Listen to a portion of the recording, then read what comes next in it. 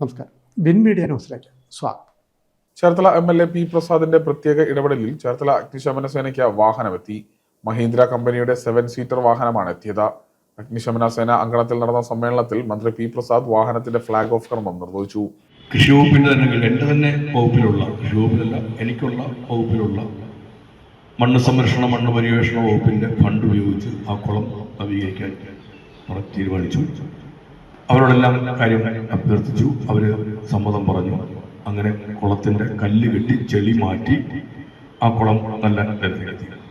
ചുറ്റുവട്ടത്തിൽ ടൈലൊക്കെ ഇട്ട് റെഡിയാക്കണം എന്നുകൂടിയുള്ള പക്ഷെ അത് മണ്ണ് സംരക്ഷണത്തിൽ വരുന്നില്ല എങ്കിൽ പോലും അതിനകത്ത് ഞാൻ ഉൾക്കൊള്ളിച്ച് ചെയ്തു. ദൗർഭാഗ്യവശാൽ പിന്നെ വരുന്നത് അങ്ങനെ ടൈലൊക്കെ ഇട്ട് ചുറ്റോട് ചുറ്റും ചെയ്യേണ്ടതില്ല എന്നായിരുന്നു അന്ന് എനിക്ക് കിട്ടിയ മറുപടി.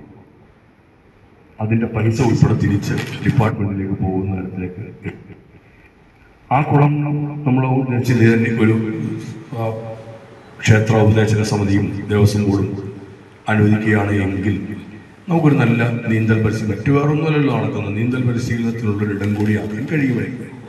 ഞാൻ പറയുന്ന ജ്യോതിഷോട് നാളെ ആയാലും അതൊന്നും നോക്കാം. അവിടെ വേറെ എന്തെങ്കിലും ആചാരങ്ങൾക്കോ വിശ്വാസങ്ങൾക്കോ അത് ഭംഗം വരുത്തുന്നുണ്ടെങ്കിൽ അത് വേണം.